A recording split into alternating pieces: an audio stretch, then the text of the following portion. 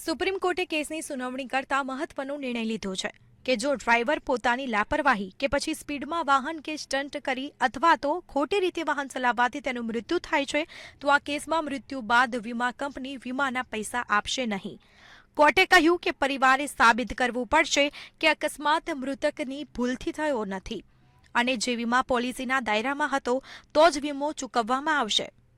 માર્ગ સલામતીને પ્રોત્સાહન આપવા અને બેદરકારીપૂર્વક વાહન ચલાવનારાઓને પાઠ ભણાવવાના સંદર્ભમાં આ નિર્ણયને મહત્વપૂર્ણ માનવામાં આવી રહ્યો છે। તમને જણાવી દઈએ કે આ કોર્ટે નિર્ણય એક વ્યક્તિ સાથે જોડાયેલ કેસમાં આપ્યો છે જે સ્પીડ અને બેદરકારીથી કાર ચલાવી અકસ્માતનો શિકાર બન્યો હતો।